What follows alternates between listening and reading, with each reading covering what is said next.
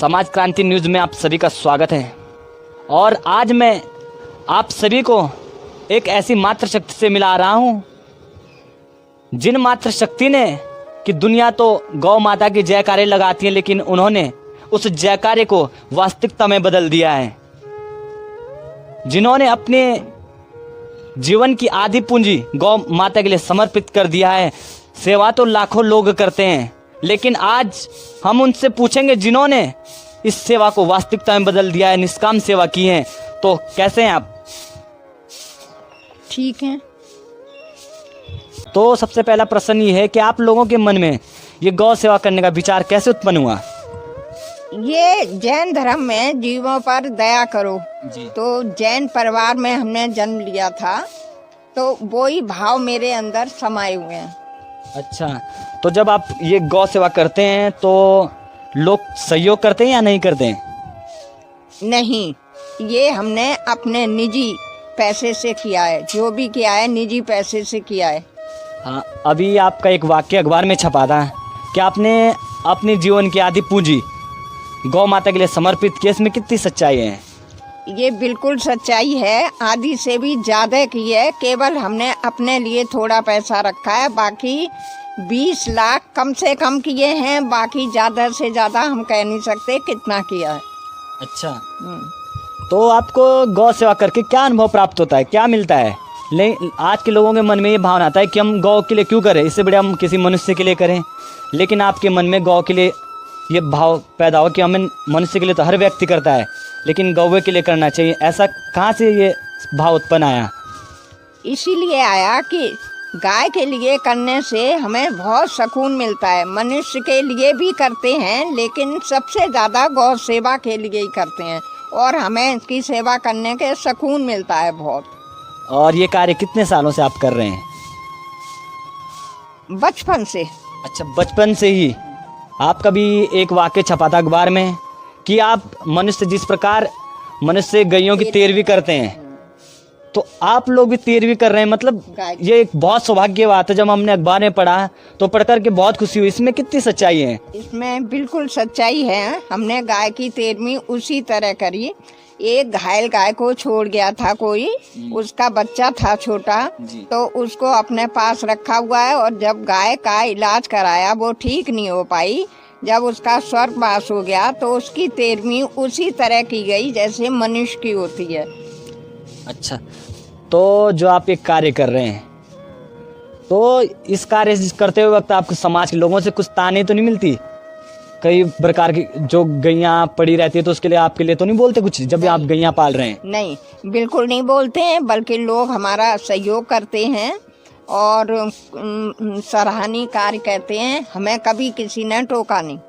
अच्छा, जो लोग गाय माता की केवल जयकारा लगाते हैं, गौ माता के लिए जय बोलते हैं, लेकिन वास्तविकता में सेवा करते नहीं, सेवा नहीं करते, उनके लिए क्या कहना चाहेंगे आप? हाँ, उनके लिए हम ये कहना चाहेंगे, हमने अपनी कॉलोनी में ही देखा है, एक गाय को रोटी देके और गाय अगर उनके दरवाजे पर खड़ी है तो उसको डंडे से भगा देंगे। गाय को एक रोटी देनी है, वो अपना समझते हैं ये कर्तव्य है, बाकी गाय को डंडे से भगा देते। ये मुझे बिल्कुल पसंद नहीं है। अच्छा, तो उन्हें क्या कहना चाहेंगे आप उन लोगों से जो ऐसा कार्य करते हैं? उन्हें हम ये कहना चाहें, तुम गौ माता का दूध पीते हो, कम से गाय 2 मिनट खड़ी है तो उसे खड़ी रहने दो, क्या ले रही है वो तुम्हारा। अच्छा, तो अभी हम अखबार में जब पढ़ रहे थे वाक्य छपा था, तो आप इस गौ सेवा के अलावा भी अनेक ट्रस्टों से जुड़े हुए, अनेक गौशालाओं के लिए कार्य कर रहे हैं, अनेक बच्चों के लिए कार्य कर रहे हैं। उसमें कितनी सच्चाई है? इसमें भी बहुत बड़ी सच्चाई है। हमने अपने पास से निजी पैसे से खोदरी में गौशाला खुलवाई है जी। वहाँ पे कुछ बच्चे रहते हैं, उनकी भी मदद करते रहते हैं। मुझे सामाजिक कार्य में भी अच्छा लगता है, लेकिन मेन गौ सेवा है। अच्छा, आपका मुख्य उद्देश्य गौ सेवा, इसके साथ साथ सामाजिक कार्य भी करना है? सामाजिक कार्य भी।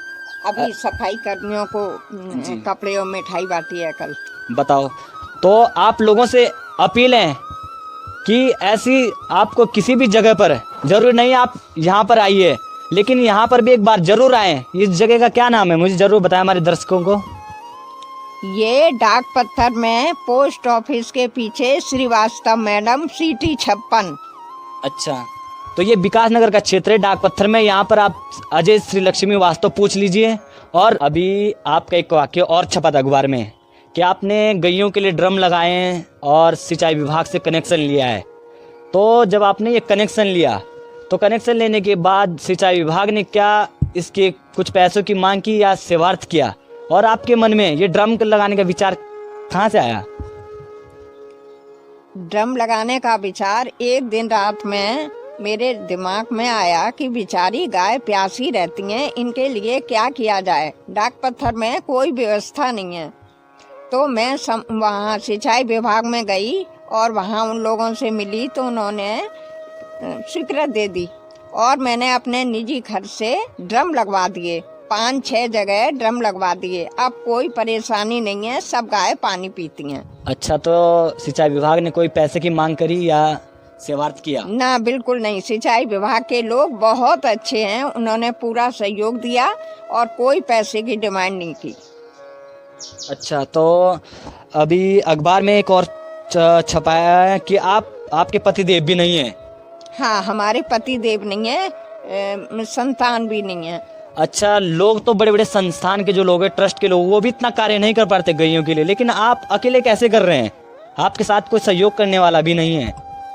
हमारे पास वैसे तो सपोर्ट के लिए सर्वेंट एक है, उसी के सहारे हम काम करते हैं सारा, बाकी तो हम ही करते हैं सब। अच्छा, तो अंतिम में हमारे दर्शकों को आप क्या संदेश देना चाहेंगे? गौ माता से संबंधित, समाज से संबंधित क्या संदेश देना चाहेंगे? संदेश तो ये देना चाहेंगे, गौ माता हमारी माता है और ये जरूरी नहीं है कि वो दूध दे रही है तभी उसकी सेवा की जाए। वो तो बूढ़ी भी हो जाएगी तब भी मेरी माता रहेगी, इसलिए भरण पोषण उनका बहुत जरूरी है। सबको यही संदेश दूंगी मैं। तो आपका मानना है कि जयकार लगाने से और माता मानने से तभी लाभ है जब आप लोग इसको वास्तविकता में सेवा में बदलेंगे? हाँ, हम यही कहना चाहेंगे, इस सेवा को वास्तविकता में बदलो और गौ की सच्चे दिल से सेवा करो। तो आपने अभी हमारे अजय लक्ष्मी श्रीवास्तव सुना, इनके कितने उच्च विचार हैं। भले इनकी शारीरिक बनावट इतनी अच्छी नहीं है, लेकिन इनके विचारों से देखिए, अगर ऐसे विचार अगर हमारी प्रत्येक माता के अंदर आ जाएं तो मैं समझता हूँ हमारे देश की, हमारे भारत की गैया कभी भूखी नहीं मरेगी। इस विकास नगर में इतने लोग रहते हैं, विकास नगर के सभी लोगों से अनुरोध है कि अगर आप लोग अपने घर से प्रत्येक दिन एक एक रोटी भी गाय के लिए निकालें तो इस विकास नगर के अंदर हजारों लोग रहते हैं, लाखों लोग रहते हैं। एक एक रोटी निकालने से लाखों रोटियां हो जाएगी और एक एक रोटी से इन रोटियां इतनी हो जाएगी कि गैया छक जाएगी, घास की भी जरूरत नहीं पड़ेगी। लेकिन आप लोगों को अजय लक्ष्मी श्रीवास्तव की तरह इनसे सीखना होगा, इनका साथ देना होगा और तभी हमारी गैया बच सकती है। नारा लगाने से कोई लाभ नहीं है। तो मुझे पूर्ण विश्वास है, एक बार आप जरूर इस जगह पर आइए डाक पत्थर के क्षेत्र में और यहाँ से लोगों से पूछिए अजय लक्ष्मी श्रीवास्तव और इनसे मिलिए। और गाय माता के लिए काफी बड़े बड़े सपने बुने हुए हैं। तो कुछ और कहना चाहते हैं जी? अभी नंदी था एक, उसे किसी के खेत में घुस गया, लोगों ने उसके ऊपर तेजाब डाल दिया, बेचारा बुरी तरह जल गया। मैंने 2 महीने उसका इलाज किया, बिल्कुल ठीक कर दिया है। लोगों को मैं संदेश देना चाहूंगी, इतनी क्रूरता न दिखाएं, हैं, यहाँ से ऊपर भी जाना है, कम से कम इतनी क्रूरता न दिखाएं। बेचारा तड़प तड़प के रहा, वो अब ठीक है। अब इनका कहने का मतलब ये है कि समाज के लोग तो बचाने की बजाय तो उन पर तेजाब डाल देते हैं और डालने के उपरांत हमारी अजय लक्ष्मी श्रीवास्तव जी कितने महान है कि मरहम लगाने का कार्य करती हैं। तो उनसे भी मेरा अनुरोध है कि अगर आप गाय की सेवा ना कर सको, कम से कम उनके साथ अन्याय तो मत करो। वो माताएं, उन्हें इस चीज का मालूम नहीं होता कि हम नुकसान करें, लेकिन आप लोग तेजाब डाल करके ऐसे घिनौने कार्य ना करें। हमारे साथ बनने रहने के लिए धन्यवाद। और हम आशा करेंगे कि हमारे दर्शक जरूर यहाँ पर पहुँचेंगे और आप लोगों का सहयोग आपका मनोबल बढ़ाएंगे। तो आपने हमें इतना कीमती समय दिया, इसके लिए बहुत बहुत धन्यवाद। बहुत बहुत